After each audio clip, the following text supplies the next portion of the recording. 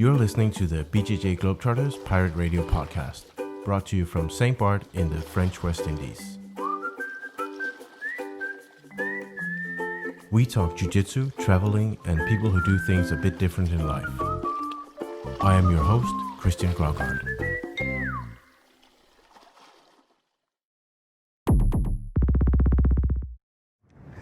Hello everyone, and welcome to the BJJ Globetrotters Pirate Radio Podcast. This is the coronavirus special quarantine edition. As you may or may not know, there is a bit of a lockdown around the world. So right now, nobody can train Jiu-Jitsu, and we pretty much cannot do anything. Here where I live, it's French territory. We're in full lockdown, so we're not even allowed to leave the house, except for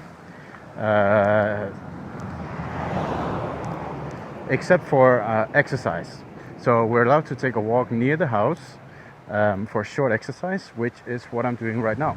And I thought I would use that opportunity to record a few podcast episodes, talk to a few people that I've been wanting to talk to for a while.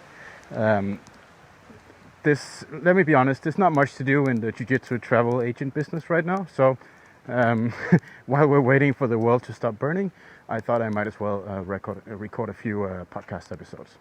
So here I am walking outside of my house. I am planning to walk down on the beach and call my friend Ben to talk about a recent episode, which you may or may not have heard about, where the IBJJF suspended BJJ Globetrotters from their competitions or affiliations. So this is something I thought I would talk with Ben about, because he always has a lot of things to say about stuff like this. And I apologize about the traffic and the wind and the waves as I get to the beach in a minute. There might also be some rain coming, but we'll see how that goes. Right, so I'm gonna try to call Ben on Skype and see if we can talk to him for a little bit during my state-sanctioned exercise walk on the beach. All right, how's the sound? Sounds pretty good. Is there any wind in the microphone? It is a little bit windy. Okay, because it's like a storm here. But I built this windbreaker for my standard iPhone headphones. So I pretty much just took some tape and glued everything on it that I could find. I'm sure that's probably better than most people are doing right now. So right. All right. So we're doing this interview during my state-sanctioned exercise, where I'm allowed to walk on the beach near my house. Just to set the scene, it's really windy. There's a huge rain cloud, and the waves are big, and I'm completely alone on the beach, except for maybe a 100-year-old naked man and Paul McCartney. So it's just us for the podcast, and then you, Ben, of course. Oh, nice! I feel honored. I don't know how Paul McCartney got caught on the island in the lockdown, but he's here on the beach with the naked old man. So that is what it is. All right. So we just did a brief. Do you have that list of talking points I sent you? I do, yeah. Because I don't want to take my phone out of the pocket right now. So maybe you could just take that list of random talking points. Just pick a random one, and we'll talk about it. I thought we'd talk about the IBJJF thing and affiliations in general. Maybe hierarchy, belts, all that stuff. I'm sure you can keep talking about that for longer than the police will allow me to walk here. Yeah. I need a printed certificate in my pocket to go out the house, so I have that ready in case they stop me. Yeah, we're doing the exact opposite here. We're not on that much of a lockdown, but we're doing a bunch of construction at my gym right now. Now that it has to be closed, just kind of trying to use this time wisely to set up things for the future. That makes good sense. But yes, so let's go with it's necessary to be under the guidance of a black belt instructor to learn Jiu-Jitsu. Right. Do you want to start or should I? Well, I can. I guess I can start, and then we can just converse back and forth about it. Let's see. So I guess there's really two funny things about that to me. One is that is the IBJJF's position, although not officially, because you don't have to be under a black belt instructor. You have to be under someone who's under a black belt instructor. Right. So that's even more removed. We can come back to that if you want. But the other thing is that it's this interesting idea, which is actually one of your talking points later too, which is that jiu-jitsu never. It didn't originate from some like magic tablets handed down. It started from people training together and trying different things, right? Like, oh, this works or that works, and then through the bullshit filter kind of live grappling and live training, they developed a successful system. I'm pretty sure in the 1 year that the two Gracie brothers trained judo under Masuyo Maeda, that they didn't get their Brazilian jiu-jitsu black belts, seeing as how it wasn't a thing. So. Right. They trained each other. They trained their cousins. They trained their entire extended family, and then they just grappled and trained with each other. And as the art spread, and as more people did it, you have kind of unique innovation, similar to evolution. We get like these moments of pure innovation, and the more people that are doing something, the more unique innovation we have, and the more different ways we end up having advancements in the sport. And with globalization, you see that now. But this idea that you have to be under somebody that's certified under somebody else to be a black belt instructor, at its face is maybe a little ridiculous, because there's a lot of people that come from other styles, that come from other things, that haven't gone through the certification process in jiu-jitsu, that are knowledgeable or have unique viewpoints that are still relevant to the art. And I think that that's really an important thing. Right. Yeah, I agree. I can just add in my own story. Is that I never had an instructor since pretty much the day I started training, and still don't really have an instructor. I absolutely do not have an instructor. We just started headlocking each other, and that was pretty fun. So we got some VHS tapes on the internet, and then we kind of figured things out through trial and error.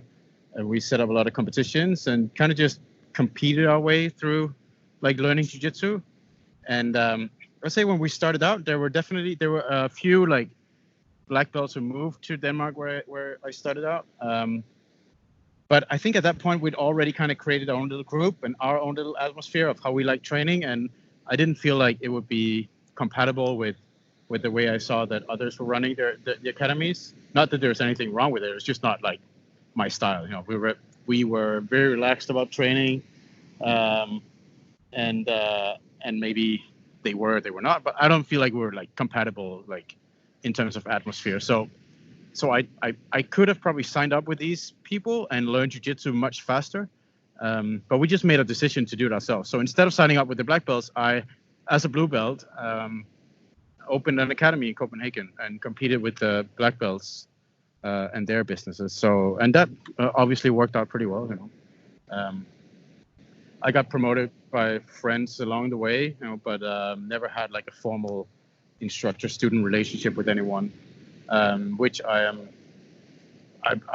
maybe if I had one that I would have enjoyed, that wouldn't have been bad. But I'm kind of happy that I did it this way, and I was inspired by a lot of different people, and most of all by my students and my training partners. Like, the daily training was my instructor always, and it still is, and competition for like even more so. So I say for myself, I managed to train for 20 years without an instructor, and it's been pretty good. I could definitely have been maybe twice as good at this point, but does it really matter? There's always someone who's better than you, right?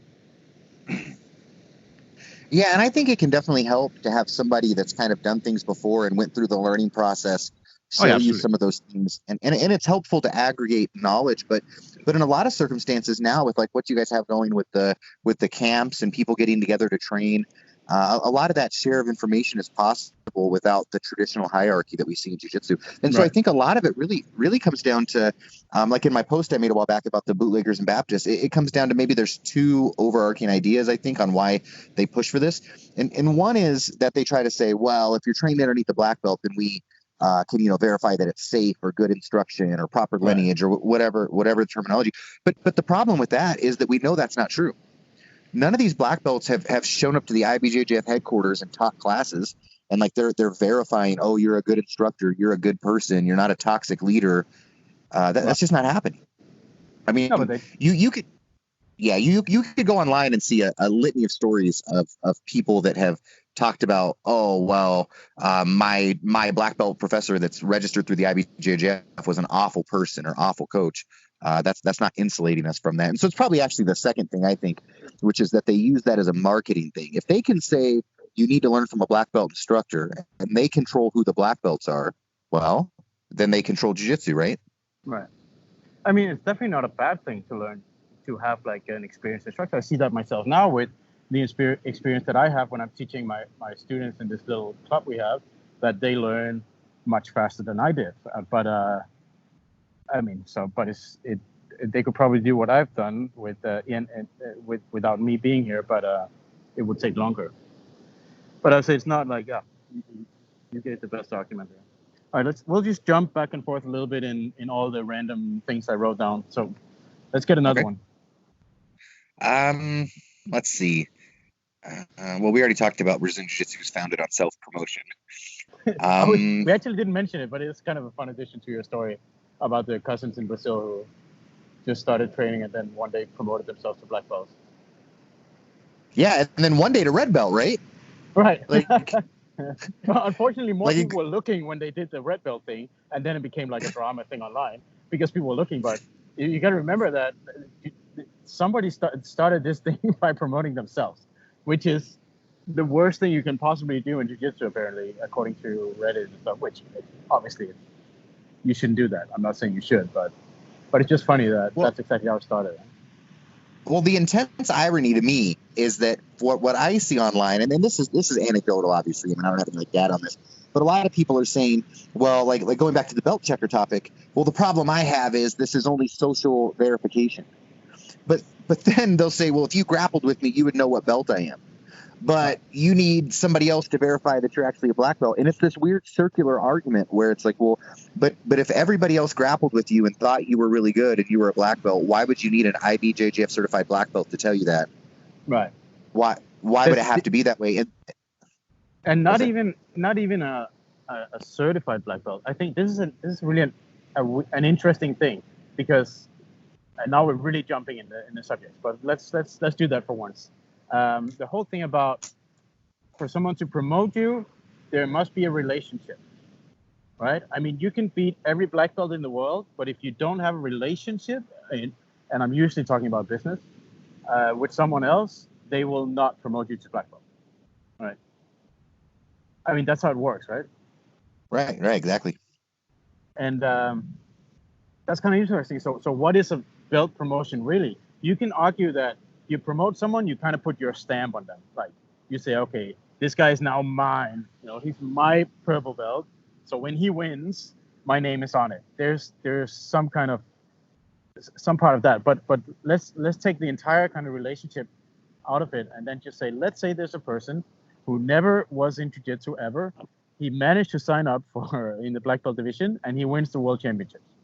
All right, maybe not the world championship, but he wins like 10 kind of major competitions.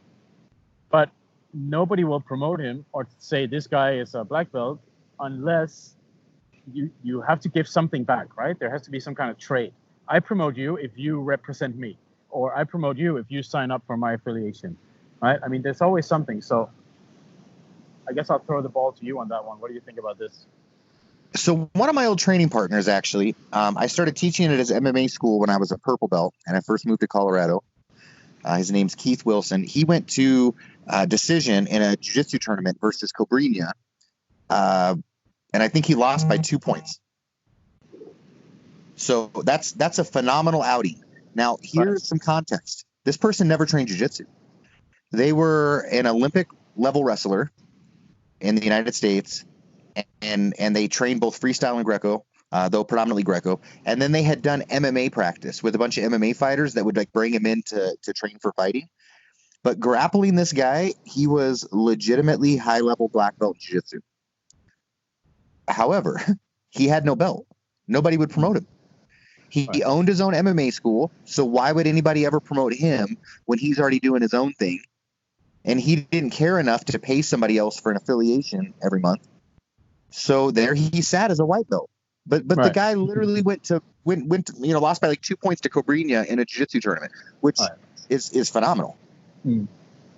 So, yeah, and it speaks to your point. You know, you see all sorts of people like that. Sorry, what's that? I said, I think it really speaks to your point. You see a lot of people like that because they don't have those business relationships, they're held back.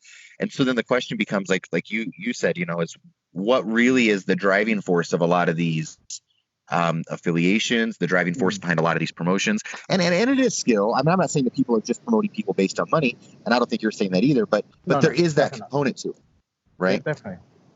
So I think it's one of those things where it's like the intersection of like, you have to put the time in, you have to become good. Oh, but then also you have to be paying here. We have to have some sort of, you know, reciprocity, a transactional relationship. And that's right. Exactly. Maybe an issue.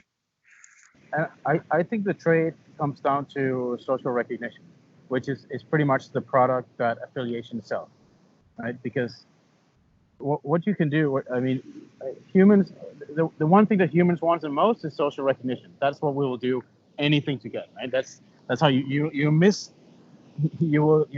your kids growing up, so you can make enough money to get the right car or live in the right neighborhood or buy the right clothes or all that stuff, right? I mean, that's the one thing that people will do anything to get is social recognition, and Jiu-Jitsu is a great vehicle for that, because you kind of just sign up and then you're part of this community where you can put in real hard work, like a proper effort, and you can gain social recognition. And it's really, the social recognition is very like visual in Jiu-Jitsu, because one, you have the belts. I think this is why the hierarchy is relaxing for humans, because you can walk into a room and you can immediately see who belongs where in this hierarchy, because we have indicators, right? It's like I don't know, I've never been in the military, but I guess it's kind of the same thing. But you can immediately see who belongs where, who's supposed to be better than others. That's kind of relaxing. That's nice, and that's really that's really what you can sell today in Jiu-Jitsu, because selling technique doesn't really exist anymore. Because maybe 20 years ago, when there was no one to train with, or 30 years ago, you had to go to Brazil somewhere in the jungle to learn the techniques from someone, and he would say, okay, I teach you this, but you can only get it here, so you better pay for it somehow or sign up in my name or whatever. But that doesn't really exist today, because it's so accessible. I mean, you can pay your way to learn everything that John Danaher knows, right? I mean, you just buy all these DVDs. You've seen the ads; they're everywhere, right? And right. And so I think the product that's left in Jiu-Jitsu today is selling social recognition, and this works in the hierarchy through like affiliations, because that's really the products that's left, is that people can sign up for this, and then they can, if they put in an effort, then someone will promote them, and everyone else in this community will see, this guy is just one up in like in the monkey hierarchy, the hierarchy of monkeys here. And it's so visual. We got belt promotions. Every time someone gets promoted, you got to tell everyone, you got to post it on social media. Literally, almost every single person who trains Jiu-Jitsu has a Jiu-Jitsu picture as their social media profile picture, right? It's kind of weird if they don't. And competitions are all about this. Like, imagine a competition like with the level of competitors as the bigger competitions, and like everything is run super professionally, like super smooth. Everything is super nicely organized, but there are no podiums, no medals, and no pictures of the winners, no like podium pictures, and nobody raise your arm to show who won. Like, take that element out, and I don't believe anyone will sign up for that. I agree, and even more, speaking to that point, on the Reddit conversations that were going on a little bit ago, one of the things people were really upset about was that somebody might get promoted. This is almost an exact quote from one of the posts. Was that somebody was worried that somebody would, a blue belt would get promoted too early to purple belt, but not really be a purple belt, be able to compete and beat them and make them look worse. Which that's really strange.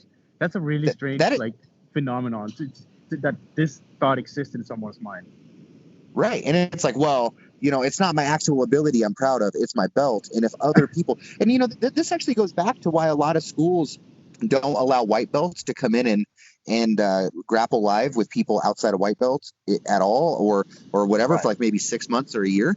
Because if some really good wrestler shows up and in the first 2 weeks of practice is rolling up all your blue belts, then you have the problem that then they're like, you know, people don't look at it like, oh, well, that guy's wrestled for a long time. They go, well, I have a blue belt, he's a white belt, I should be able to win. And then it devalues the belt to them, and they lose that social value. Right. It kind of instead they keep you breaks separate. the illusion of the hierarchy, right? Right, exactly. So instead, they keep you separate until that person's bought in, and around then they should be getting a blue belt too. And then now, when you lose to that person, you have an excuse. Well, they're a wrestler and they've been training a long time, a year under my coach, and so it's not that I'm not getting better. It's not that my blue belt's not worth anything. Now, now there's mitigating things that they can go on about. But I think a lot of that, to your point, though, is that that's how we choose to sell it. It's not necessarily required. And on top of that. Jiu-Jitsu right now, I think, is spreading like the, to use maybe a different analogy, but like is spreading like the Bloods and Crips, where we're like rival gangs in the city and we're fighting each other over the same limited resources, students. Right. And that's what we're trying to, well, that guy's not from Brazil, or this lineage is better than this lineage, so train with me instead of him. But we're not actually selling our product. And so when people come into my gym, for example, we have a lot of our belts and medals. A lot of our students put them up on the wall, and that's something that for us, it's not necessarily an advertising thing. For us, we say, well, whenever you win, try to find how other people helped you win, and whenever you lose, try to find things that you did that caused you to lose, because I think it's easy to do the opposite. And so one of the things we do as a way of like giving back to the team is we hang our medals up on the wall to show that was us in the past, and we're looking to get better, and we're not holding on to that idea. And B, to kind of give back to the team a little bit and share that idea, the glory, I guess, So people come in and they'll ask me, they're like, oh, are these all your medals? And one of the first things I'll say to them is like jokingly, I'll be like, oh yeah, they are. And then I'll see their reaction, and then I'll say, actually, they're not. And that shouldn't be what impresses you. The fact that they're not my medals and these are my students' medals is what you should be looking for. Right. Because it's not me. It's not me. It's not who my instructor was. These things are irrelevant to you as a consumer. What you should be buying is what I'm going to do for you and your life and your goals, not what I'm doing. And maybe that comes down to the a little talk about the lineage thing, which people are obsessed with. Oh my God! Bring it on. Say something about lineage. I'm sure you have something great to say. Obsession about lineage. Well, actually, so I'll kind of combine two of the topics you have on here. This affiliation business and lineages, and why those don't really exist in MMA or Muay Thai. Oh yeah, that's a good one. That's always a great talk. Why does that not exist? MMA is kind of the same sport, right? Just punching. But right. But but affiliation business does not exist in MMA. Maybe not on the same scale, right? Yeah, exactly. Not on the same scale. Like what is it? Bang Muay Thai now has a bunch of schools and people that subscribe to their training system, and now that's a big thing. What is it? The Jackson Winklejohn is starting to affiliate. But yeah, not nearly to the same scale. And I think a lot of it has to do with the foundation, right? So it used to be like in jiu-jitsu, when it came to the United States, at least, it was like, oh, well, this is straight from the source. We're the fountain of knowledge. And it spread from there. And so people can trace their roots back. But in MMA, people go, well, yeah, you might be really good at jiu-jitsu, but we also need a wrestling coach. And that guy's not bought into your lineage, and he brings a lot of value. Or we need a Muay Thai coach, and he's not bought into your lineage, but he brings a lot of value. And so instead of looking at lineage, we look at value brought to the athlete. Because in MMA, the only social value is winning. Yeah. The only belts are title belts. So you have to go out and win. And so to them, it's like, what are you actually doing for me as an athlete? Not what are you saying? Right. And so you start to see this push away from lineage, I think, in most MMA atmospheres, because the lineage isn't actually bringing value. Well, as you say, there's also the thing that there is no hierarchy of social recognition in, like, let's say MMA and Muay Thai, because there are no belts. Right. Exactly. Unless they start to invent like kickboxing belts or something like that, right? So there's no product. Yeah, I know. But there's really that product doesn't really exist in MMA, even though it's kind of the same sport, right? If there were belts in MMA, there would definitely be affiliations that verified MMA belts and say you're a real MMA instructor, so you can do this and this. And then we get back to the kind of weird thing where people get, let's say, like street fighting belts, like self-defense belts. I'm a black belt in some self-defense art only for the street. But how the fuck do you even measure that? Because it's not like they had 100 street fights and then you get the belt. It's like, it's kind of weird to have a grade in a skill that you never try. All right. Well, and then continuing that idea, how many people show up for MMA practice that never plan on fighting? It's very few, at least in my experience. But that's also why belts in jiu-jitsu are kind of weird if you don't compete.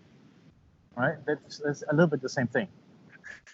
Yeah, Kind of. but isn't it also it is? But what I've noticed is, and this is, I'm not going to call out specific affiliations specifically that I know do this, but a lot of gyms actually will hold back how quick they promote their competitors because they know those people have to go represent the gym in tournaments, and you'll see those people get promoted really slow so that they win all the time. Right. And then alternatively, for their non-competitors, they promote them really quick. And the reason why they promote them really quick a lot of times is because when you walk into a class, going back to your social proof and social value ideas, when you walk into a class as a new person and there's a bunch of higher belt people that are, training with you, you think, oh, well, I came to this gym and there's 50 black belts, but I went to this other gym down the road and there's 5 black belts. This one must be, some order of magnitude greater of a gym. But in reality, it's an unfair comparison because you don't know the standards ever set to promote people. So if they're not going to compete and get rolled up and look bad, then there's actually a huge incentive to promote them, because as you promote them, they are less likely to switch gyms. They're less likely to quit. It adds more value to your gym because now they can teach classes and not look bad, being a blue belt teaching classes or something. So it's actually the incentive structure at most gyms is to rapidly promote non-competitors, but hold back your really good people that compete all the time, because those people actually go out and see if their stuff works. And so if you're being promoted faster than the competitors in the gym, that should be a huge red flag that something is amiss with your system. But it's just not. Yeah. All right, let's get back to hierarchies and relationships. I think that's always interesting to me. What do we have on the list? So for under hierarchies, it says risk, health, black belt, say, come train. All right, okay. I would say this one thing here, which is, I'm not saying hierarchies are a bad thing, like in terms of like a belt hierarchy or something like that. In Jiu-Jitsu, it's very obvious what the hierarchy is. Even when you stop training or you don't get better, you still get promoted, so you stay on top of the hierarchy, right? The black belt degrees. But I think there's one. I'm not saying it's a bad thing. I think it's human to want to be part of that and kind of climb the hierarchy and know, and it's kind of comforting to know exactly where you are in the pack of monkeys, right? In the gorilla right group. That's very comforting. Like, even I'm a blue belt 2 stripe. I know I kind of suck, but it feels good. I'm on my way and I'm almost there, and I can kind of reach for the purple belt. It's kind of weird, but in reality, like, you could. That doesn't make you better or worse at jiu-jitsu. But what I see is sometimes this can also be very unhealthy, and there's many like kind of stories or examples about this, but sometimes I see that even, a classic is that someone tells you as an adult what you can do and what you cannot do. Like, you cannot train here, or you can train here, but you cannot train there, or you can do this or do that. When you go traveling, you cannot train with some people there because they're not part of my affiliation. Blah, blah, blah. You cannot ask black belts to roll, which is obviously the stupidest fucking rule ever in jiu-jitsu. So I think sometimes that the hierarchy can keep people in bad relationships because they want that social recognition so much. And like, I see this sometimes where I'm really like, people are like, this guy is such an idiot, and I have to fly all the way to somewhere, maybe Brazil or maybe not, to train with them, and they're like really abusive and racist and not really nice or whatever. But I'm just gonna do that until I get my black belt, and then I'm gonna leave, right? I mean, you're laughing because you must have heard this before. Like, people stay in really unhealthy relationships because there's this kind of dynamic of one part wanting something from the other so much that they will kind of see through fingers with something, right? I mean, even I see now, I think I wrote virus on this thing because training right now is kind of stupid, right? In the middle of a global pandemic, that's a really bad idea.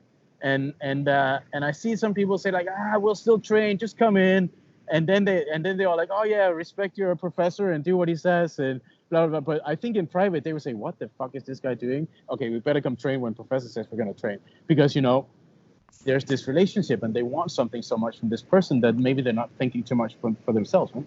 People say I'm a cult leader, so maybe I know a thing or two about these things. So yeah, and I think that word you use, cult, is a really good example, right? Like, we tend to look at people that are like social leaders or influencers. I mean, there's a reason why people are literally social influencers on social media. And once they become like recognizable, people look to them for directions and a lot of stuff. So people come in and they see that you're the one teaching class all the time in jiu-jitsu, and that's great. But then when you start giving advice that's really outside your area of expertise, like for me, I'm an economist and like a mathematician, right? So that's fine. If I wanted to talk to you about economics or math, like maybe that would be okay. But if I was giving you, I don't know, some advice well outside of that realm and not with some very serious caveats, that would probably not be a good idea. But you see that all the time at jiu-jitsu schools where just because somebody has a black belt in jiu-jitsu, well, now their opinion is valuable in all things, and they are the leader of the group in everything you guys do. And if their opinion isn't taken into account for whatever you do, then you're ostracized from that group for disagreeing. Right. What was I'm not sure if this was like a T-shirt or something, or at least someone said it, like a black belt instructor I know, which I'm not going to name, but I know he said he was a black belt in jiu-jitsu and black belt in life. Black belt in jiu-jitsu means that you're a black belt in life. So the students should always follow his advice on and off the mats. That's unhealthy. Yeah. That's dangerous. Man. Then it becomes really dangerous.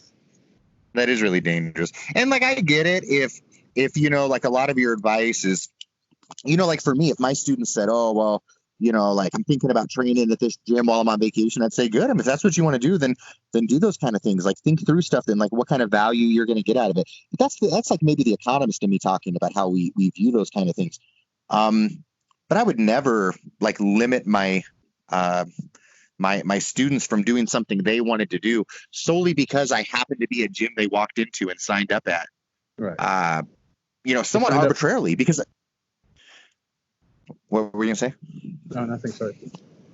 Oh, so a while back I wrote this blog post for one of my websites about is my Ben? Are you there? I'm here. That's weird. Okay, let's try again. I'm gonna walk a little bit down the beach. Okay. Bring it. Yeah, so a while back I wrote this blog post about is my gym really the best? And I ended up writing this because one of the things I noticed was I would go on these websites and people would say, hey, where should I train in, I don't know, Southern California? And you would see people that were white belts at whatever gym they trained at, and they would go on there and they'd be like, oh, unquestionably the best gym in all of Southern California is Bob's gym on this road. Right. But the thing is like, well, not to be mean, but what the fuck do you know? Like, you didn't ask the person what kind of training they want, what they're looking to get, what their price range is, how far they're willing to drive. You have literally no idea what they're looking for, and you're just arbitrarily listing your gym because that happened to be the first one you walked into, and they conned you into signing up right then for a year-long membership you can't get out of. And so now it must be the best gym.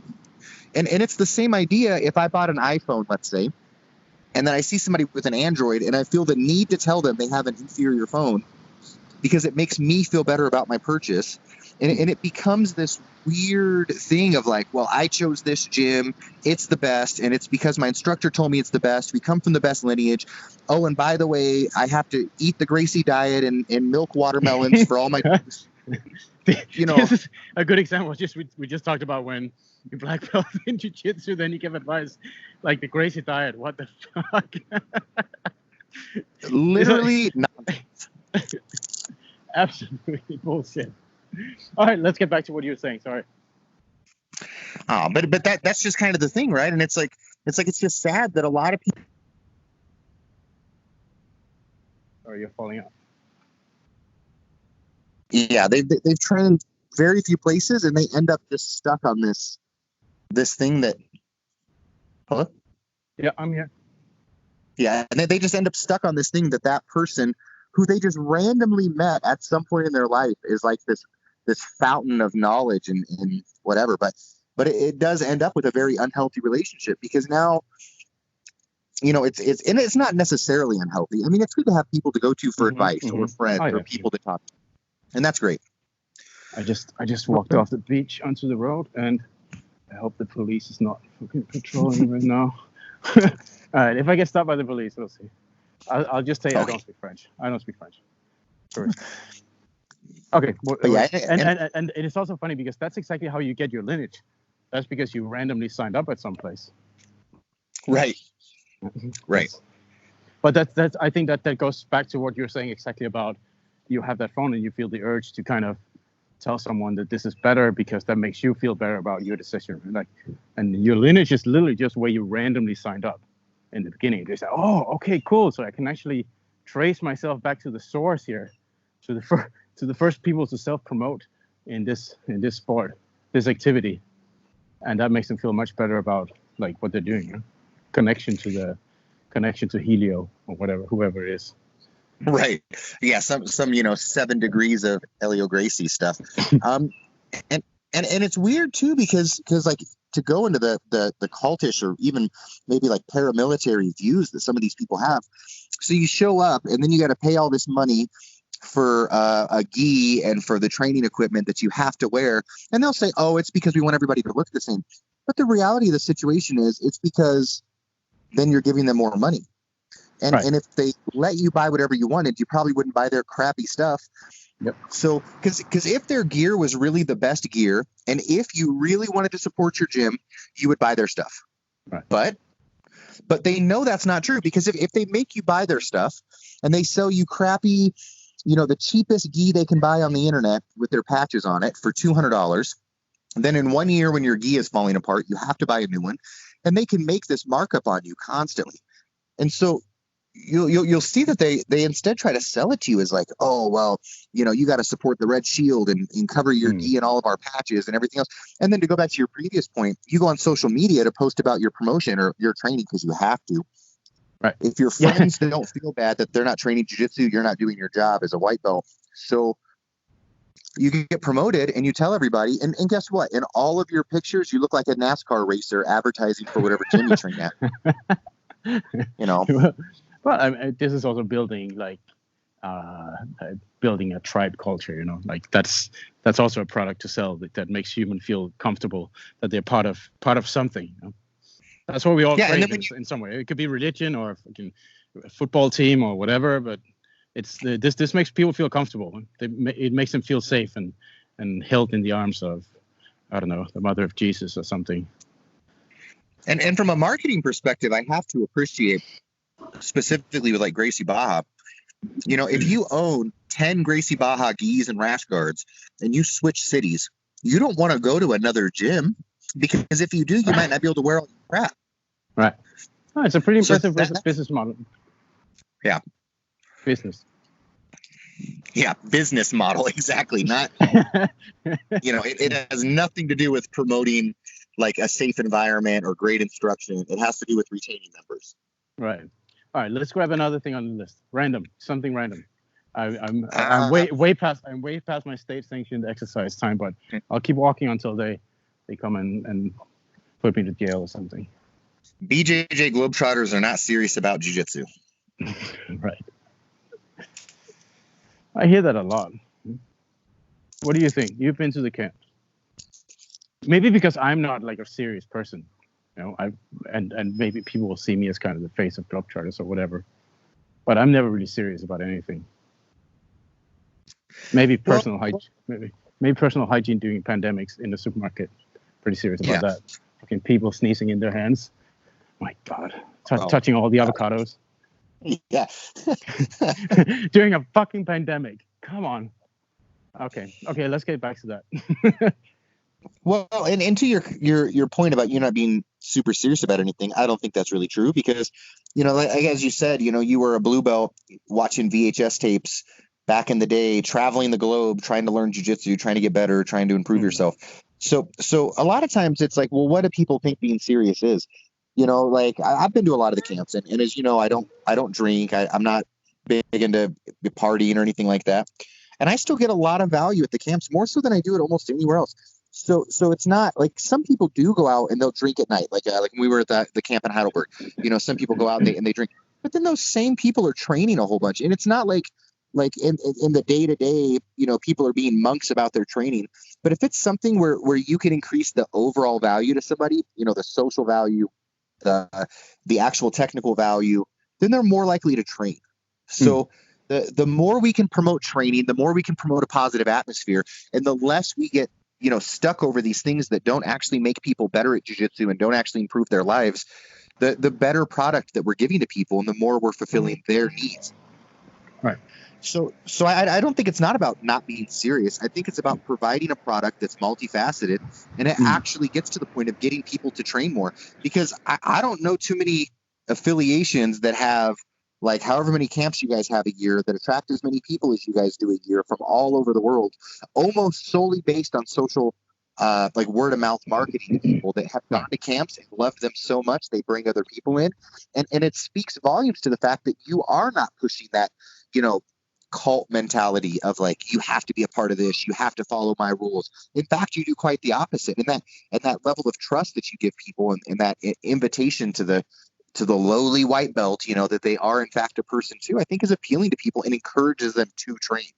The opposite of what people think. And this is what builds people that are serious about changing their lives and actually doing something with jiu-jitsu. This is the cult of the, GB, let's say.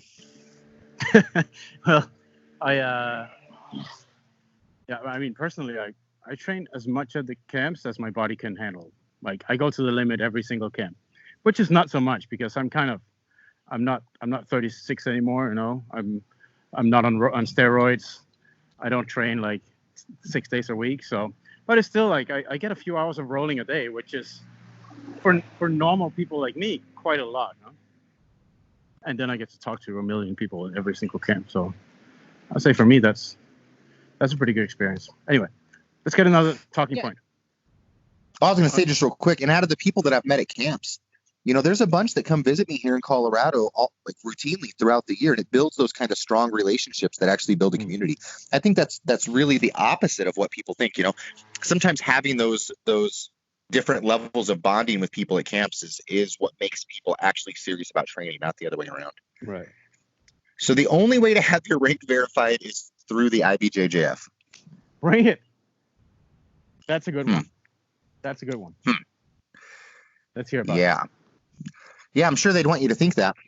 Well, that's the illusion, right? Just like they're called the Federation. Yes, exactly. Yeah, they're a real federation. And then they try to have individual governing bodies underneath inside the individual countries, right? Right. I think, in fact, it's another name. It's actually illegal to use federation in your business name if you're not a non-profit federation. Yeah, that might be true. Someone should look into that. Yeah, no, I agree. And this is one of the fundamental things, that what's that called? A conflict of interest. Right. Where I talked about this before. If you go to the California state, like the Department of what's that called? Anyway, so if you go to the California state's website and you look up the business licenses, one of the things that you'll notice is that the person that signed all of the forms, the two people actually that have signed any of the forms for the IBJJF in California, where their headquarters is, are all prominent black belts in GB, right? Gracie Barra. Are you calling someone right now? Me? No. Yeah, there's like someone pushing number buttons. Maybe it's my pocket. No. Maybe it's my pocket. Oh shit, it's my pocket. Okay. Okay. Okay, yeah, keep going. Oh, but yeah. So the people that own GB also own the IBJJF. Right. And so even if you were trying to be completely non-biased, that's really not a good start. And then on top of that, on GB's website, they say you can start up affiliation schools through GB. That's solely a blue belt.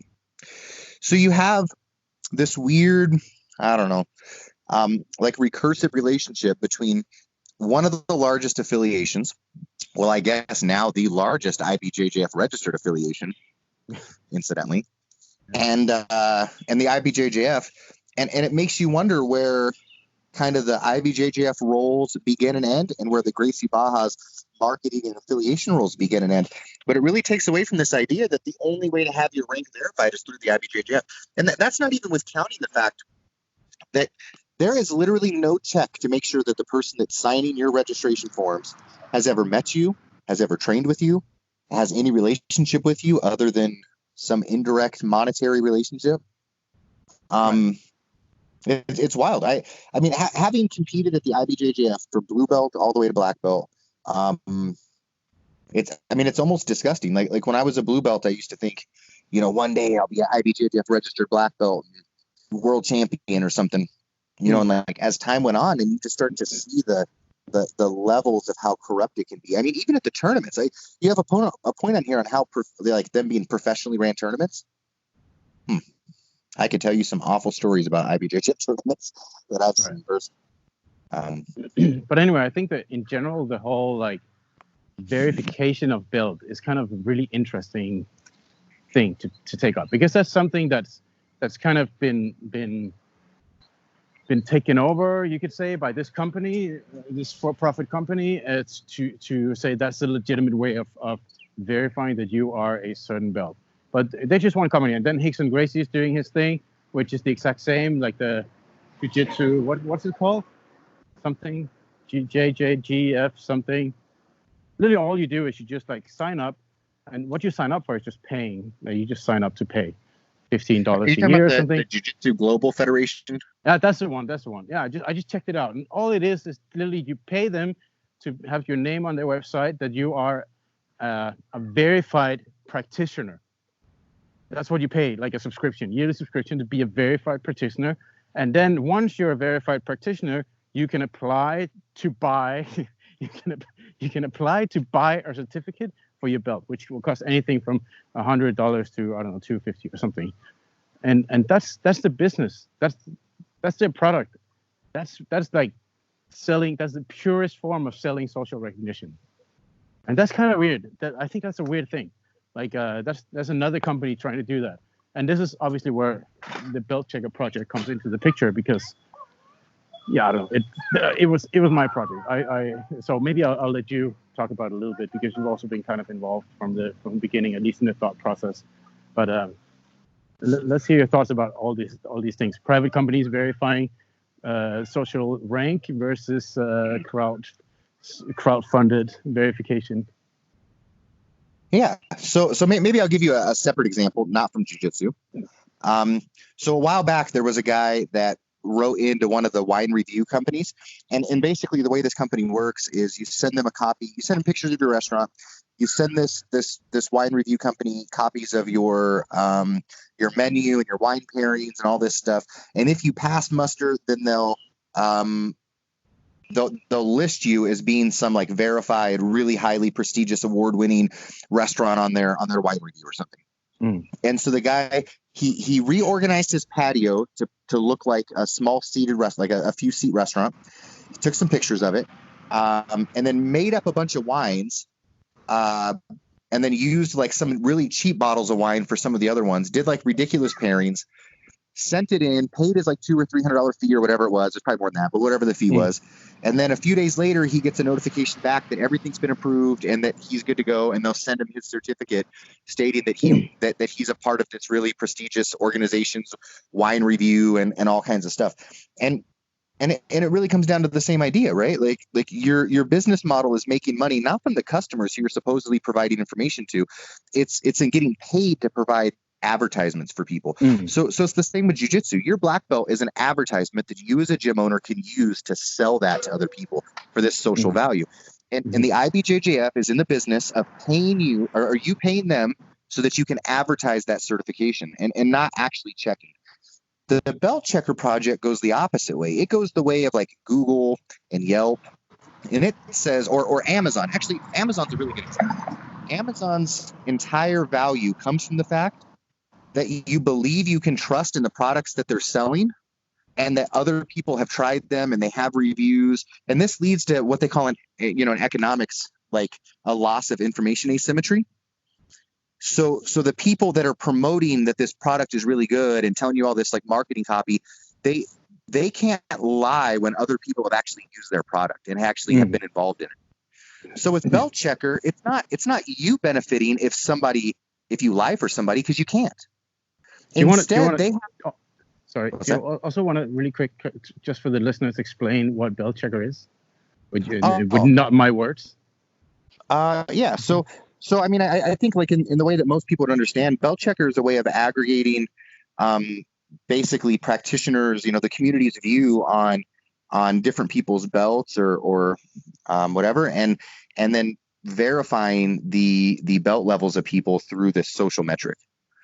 So you have somebody come on and they say, hey, this is my profile. This is this is when I started training at white belt. This is me at blue belt, purple belt, brown belt, black belt, whatever they've gotten up to. This is who promoted me. Here's all the pictures. Here's all this stuff. And then through the network of people you've met through jiu-jitsu, they get different weighted votes to kind of verify you depending on what their verified belt is. And then after you receive a certain amount of kind of social recognition, then your belt is also verified. Does that make sense? Well, it makes sense to me because I build it, but sometimes I need someone else to kind of explain it, not from my brain, Yeah, and I think, like I was saying, like to me, one of the best comparisons is looking at, like Amazon reviews for a product. I mean, obviously, whoever makes the product is going to say whatever crazy stuff about the product to try to get you to buy it. And you don't know, as some random person going from gym to gym or trying out new gyms or moving to a new area, you don't know what to believe. You don't know if you can believe somebody's website. You don't know if you can, I mean, as we talked about, you don't know if you can believe the IBJJF or their lineage or any of these things, because there's some sort of hidden exchange between these parties in the background. But on Belt Checker, the only way I could get, like for me, maybe I have, 50 votes from other black belts right now. The only way I could get those other people to verify me, I don't pay these people. I don't even pay for my membership on there. Instead, it's through providing actual value to other people, training with them, having them see that, having them think that training with me or whatever is worthwhile enough for them to go on there and verify. So the only way I could rig the system is by providing enough actual value to other people that they choose to go on there on their own and give back to the social recognition that I get from the site, which is much different than the IBJJF, which is a private relationship between two private individuals and companies. Right.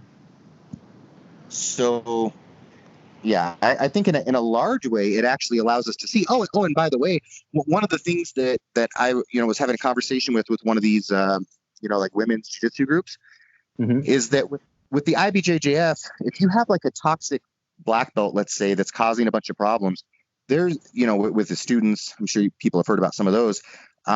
There's no way for you to meaningfully approach that in the community at all, and realistically. Right.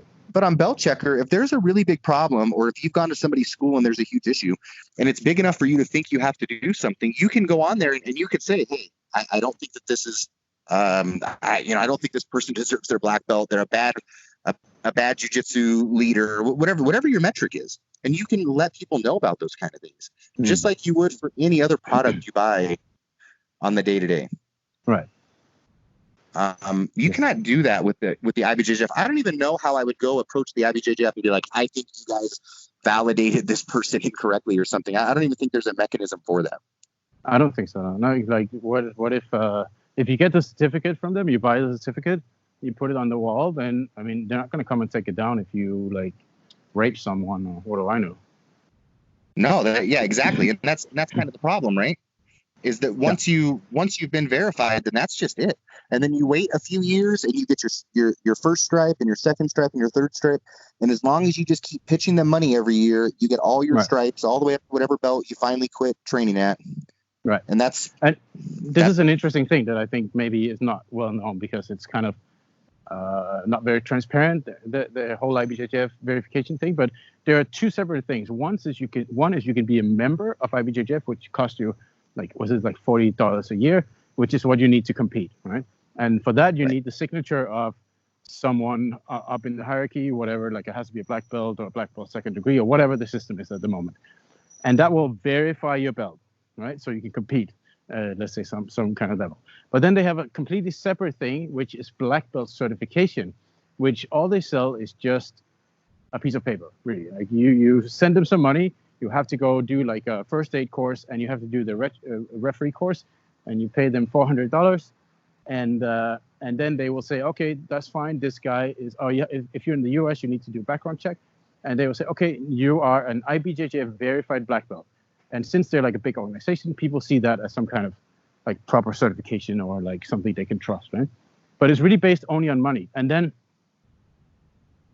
it gets interesting because what's the worst thing you can do in jiu-jitsu? Like the two worst things you can do for this illusion of belt hierarchy that we all kind of support is buying belt ranks or promoting yourself.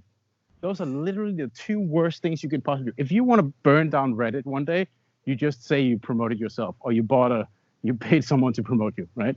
That would literally be like, that's 100% going to go to top of Reddit that day.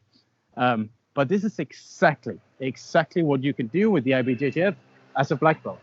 I can go right now if I don't have an instructor, not right now, maybe a few weeks ago. If I don't have an instructor, I don't need that. I don't need anyone to sign it off. As long as I'm a black belt member of IBJJF, they will, with payment, send me a certificate that I am, oh shit, cat's fighting.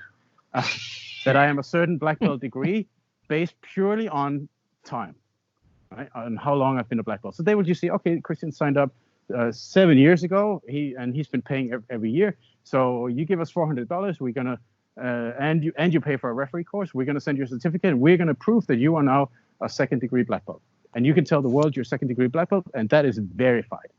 Right? That is me promoting myself through paying Brazilians or something, I don't know, paying someone for that promotion. That's it. And I don't need anyone to sign off of that form. They will do it based purely on time, but only the time I've been paying them, not like the time I've actually been a black belt, because that's not relevant here. And it's only like how long have I been a certified black belt by paying them. So that's really interesting that you can actually self-promote, but with money through the IBJJF. They offer that. And but that's the worst thing you can do, right? Yes. Yeah, exactly. And that's exactly what's happening. And what's also interesting, to further your point, so if you're a black belt, you could compete at black belt at the IBJJF, but not be an IBJJF recognized black belt, right? Correct. Yes. Then you pay your $400, you go to your referee class, whatever. Right. Now here's the weird thing to me. Now the school you teach at also has to be registered. Mm-hmm. So if you go on their website, you can see under the school section where it says join us, and it has all the information that you can contact them about how to become an actual school registered on the IBJJF's website. And then you got to pay more money for that, by the way. And then I just want to read you part of what it says here, because I just pulled it up just to be sure. It says, as a requirement, the responsible professor must be a black belt and with a current valid membership ID card from the IBJJF. If you are a black belt, not yet a member, or have an outdated membership ID card, you need to request to renew your membership. Your academy registration should be renewed every time you make a change to the academy registration, such as adding new teams, adding new professors, academy address, name, etc. And only academies that have been registered and renewed for the current year will be listed on the IBJJF.org/registered. And then your affiliation has to be registered too. Right. So there's multiple. It's a beautiful multi-level marketing business. Yeah, exactly. And it's like, I could go on here right now, and because I'm all of these things they ask for, I could register my team. They're not going to come down or register my academy. They're not going to come down and see anything other than that I paid them money. Right. Yeah, but I think one thing that's really interesting about jiu-jitsu, the belt system or whatever we do, is that it's basically two completely separate ranking systems that exist. One is the colored belts, which is based purely on, not purely, but it's based on like some sort of like criteria from each instructor, but in general, it's based on performance. Like you need to perform, or at least you compare with someone competing or something like that. So we have a color belt system that's based on performance. But the moment you reach black belt, we go straight into something that's worse than the worst fucking traditional martial arts ninjutsu belt, where it's based purely on time and keeping a relationship with someone. Right? It could be another black belt who will give you these degrees based on time, or it could be IBJJF. But you need that relationship to get it. But it has nothing to do with your skills. You can probably even just like fucking not even train. No, it's not like IBJJF is going to check if you're training or not. And it's just based on time. So the older you get, the more degrees you get. And you definitely get worse as you get older. Jiu-Jitsu, I can attest to that. But that's it. And even and we talk, but you know, Jiu-Jitsu is like, oh, this is all cool. Belt system is real. It's based on, okay, I can actually do things if I'm a black belt. And it's not like karate or something, but you know what? In karate, if you want to do like a fifth dan something, you need to do some kind of kata that's really difficult if you're 50 years old, Or in ninjutsu, you need to dodge a sword with your eyes closed, to get a fifth dan. In Brazilian jiu-jitsu, you just need to stay alive. That's literally it. That's all you have to do. And there's one more requirement. And you have to suck up. You have to suck up to one person. Stay friends with this guy. Healthy or not relationship, or IBJJF. Stay friends with them. Right? That's it. Yeah, that's kind of weird. That's why I think that the degrees are such bullshit. I don't support it. If you miss a year of not paying the IBJJF, then in order to get your next rank, you have to make up for that by paying them a little bit longer. Yes. So, yes, of course. So you better make sure you keep your payments active. Right. But this is why I think it was. I knew it was kind of controversial thing, but I also think it's true. Is that belt checker? If the community approves that you were a black belt at a certain date, there's nothing wrong with that. You claim, or whatever you want to call it, X number of degrees based on the time you've been a black belt. But this is kind of controversial because there's no relationship involved with anyone, really. Not even the IBJJF. Usually, people will approve if the relationship is with the IBJJF based on paying money, because for some reason that's cool, that's authentic, but not if it's the community agreeing that this person has been a black belt for X number of years. I'm just going back to the beach to pick up my shoes before it gets completely dark. Yeah, and that's really weird, right? But because in the end, what people are saying is you need to go register through the IBJJF so that we know you've been independently verified by an external source. But the fact is they're not doing that. But then you offer to do the exact same thing for real. And people lose their fucking minds because they've been told, they've been conditioned to believe that the only source of validity is the IBJJF, because that's how the IBJJF makes their money, and that's what they want you to believe. Yes. Yeah, I mean it's a direct challenge to their business model, if not. It's interesting, at least, and I think personally, I really like to try and think about these like common perceptions about things, and then I think it's healthy to take a step back sometimes and see things for what it is. Like, let's say, belt verification, or even, like affiliations. What is it? It's just selling social recognition, which is not necessarily a bad thing, but we got to see it for what it is. And it says here, one of the things you have at the bottom of your talking points is Christian promotes everyone he comes across. People legitimately think that.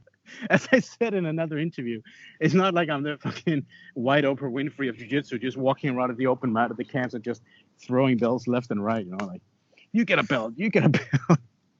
Well, kind of the crazy thing is having been a part of a lot of affiliations, most of them do promote based on time. Yes. So they really are kind of just promoting everybody, and nobody cares about them. Mm-hmm. And then having, also been a part of the Jiu-Jitsu Globetrotters, the Brazilian Jiu-Jitsu Globetrotters,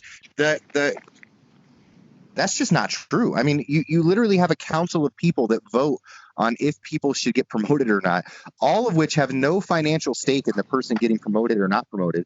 Right. That are kind of free and not ostracized for giving their honest opinion. I've never seen somebody give a positive or negative opinion and then be, like talked down on for giving that or told they have to change their mind. Right. So you literally have, like I remember a while back, like somebody came up for vote, and like what usually happens actually, especially for the higher belts, there's a few people, or a large number of people, depending on the person, that don't want that don't think they deserve that belt, and then that's what it is. Yeah. So it's I think it's much harder to get promoted by the Jiu-Jitsu Globetrotters as an organization than it is to get promoted by most affiliations. I think also a bit of statistics is good to bring up, because I did kind of a count, and I think the last year where we did 12 camps for 1,800 people, I think we had 5 belt promotions. It's not like something that we just do like 50 promotions at every camp for anyone who signs up and wants a promotion. But of course, this is something that, since we all agree on this belt hierarchy to be real, we all have to kind of defend it. So if there's something that makes it look fake or something, people have to be upset about it. It's like self-promotion or buying belts or anything that kind of breaks the illusion that this is real. So if they hear about this and they imagine that, all you have to do is just sign up for a camp and go talk to Christian, he's going to promote you right away, then they have to be kind of upset about this, right? It's like we all have to agree that money is real, otherwise it's not really worth anything. Right? It's the same thing. Right. But I mean, Yeah, personally, and the reality is the exact opposite. What's that? As I said, and what's strange is the reality of the whole situation is kind of the exact opposite, right?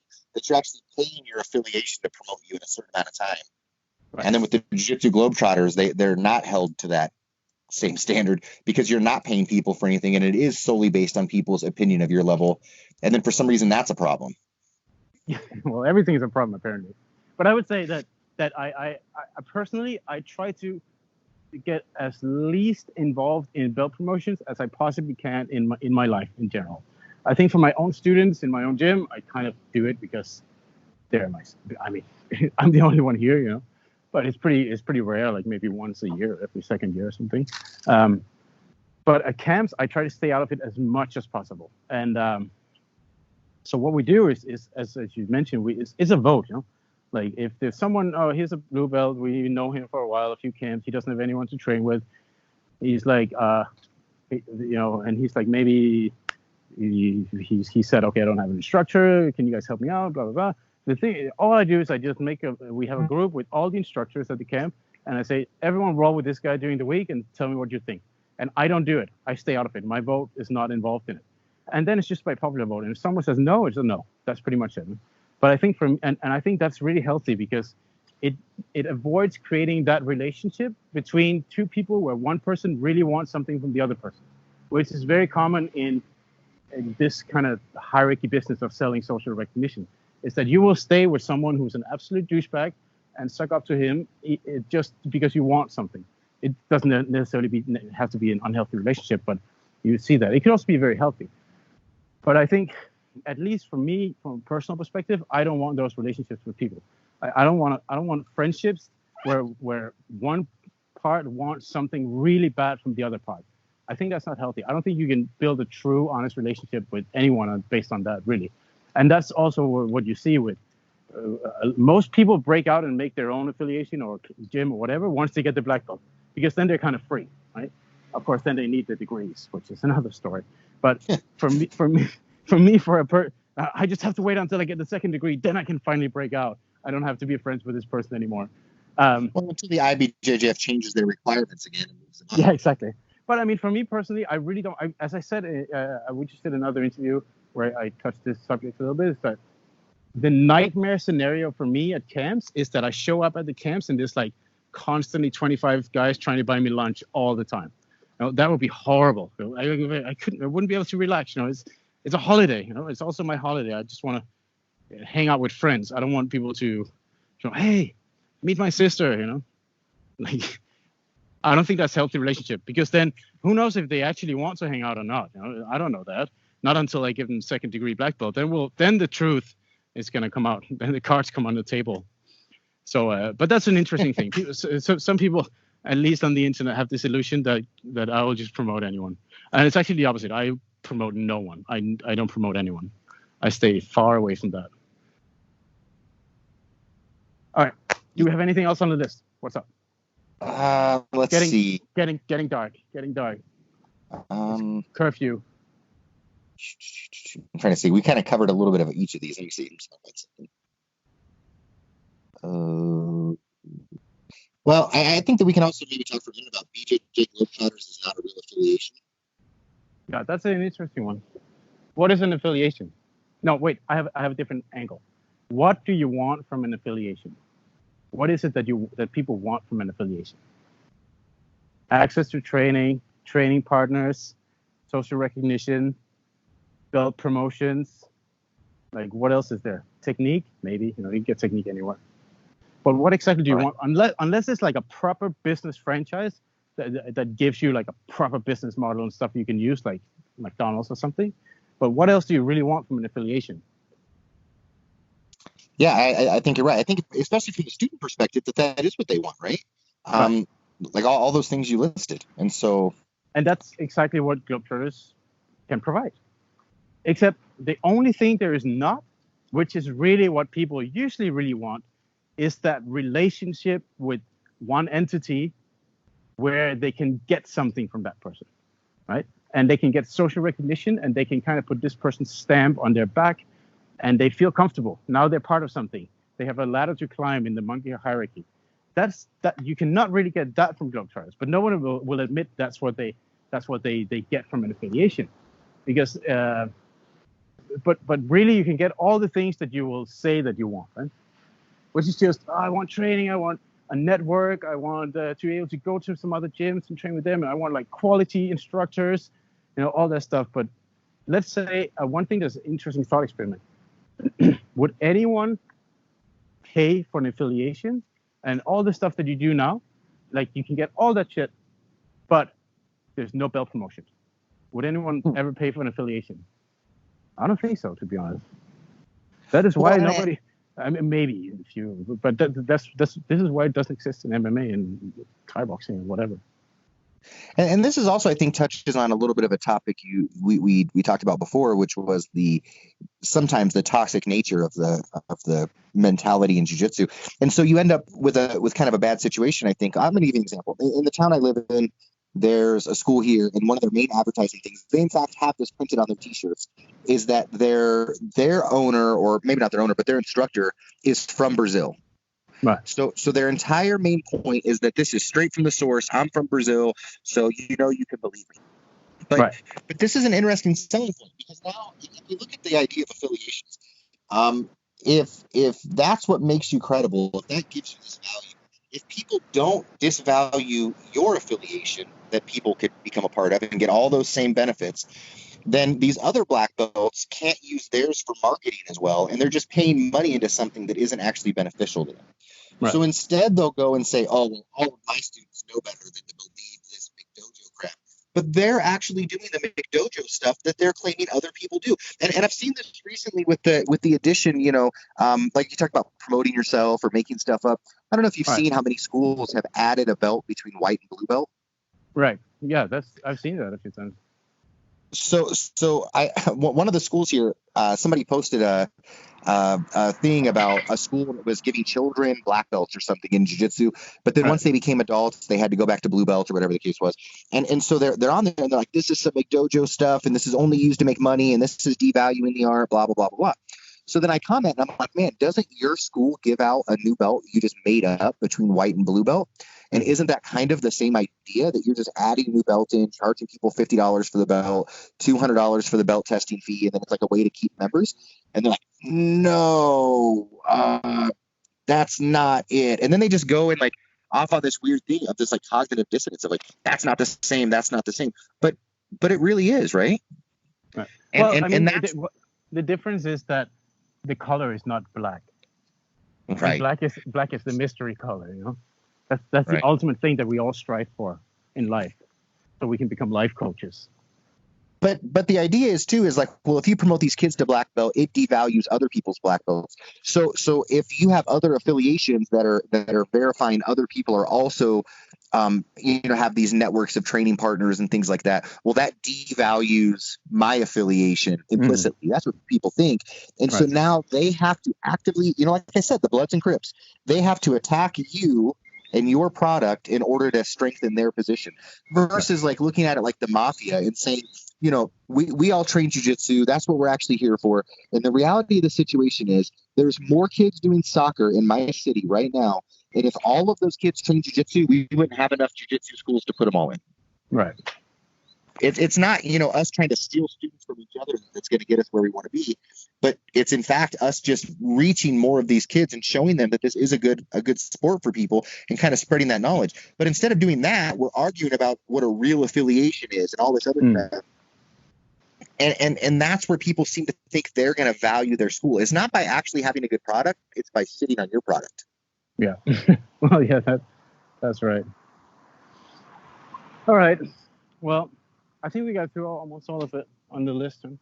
It's also completely dark now, and I'm probably not allowed to be outside. So maybe I should start walking home. Okay, awesome. It was good talking to you.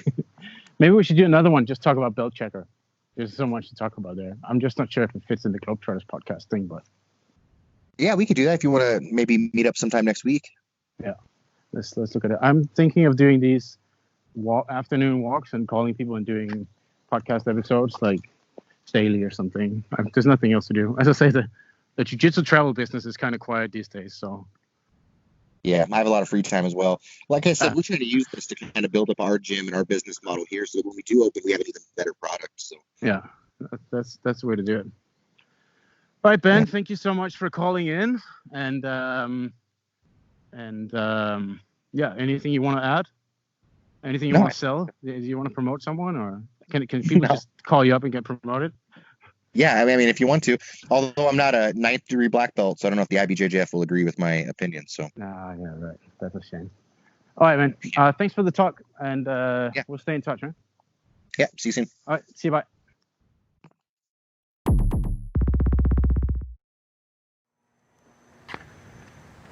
All right, so that was the interview of the day, the quarantine episode, the quarantine special of the podcast. I am going to walk back home, and it is completely dark, so it's probably also for the better to call it a day on this. I hope you enjoyed the interview. I'm going to try to do a few more because I have nothing else to do, and I hope you're not too bored if you're home in isolation or whatever situation you're in, but at least we can make a few podcasts, so let's see what can come out of that. I have a few people lined up that I want to call and talk to. We'll see if we can make a few good episodes. As usual, if you want to listen to some of the older episodes, you just go to bjjglobetrotters.com/podcast. And if you want to see anything else about what BJJ Globetrotters is all about, just go to our website, bjjglobetrotters.com. I just redesigned it. It crashed doing the whole IBJJF thing because there's too much traffic, so I had to redesign the entire website. So it's brand new and looking very nice. So if you want to check that out, it's just bjjglobetrotters.com. Okay, I'm almost back home, and I'll find someone else to call tomorrow or something, make another episode. Stay safe out there, don't train, and we'll get through this together.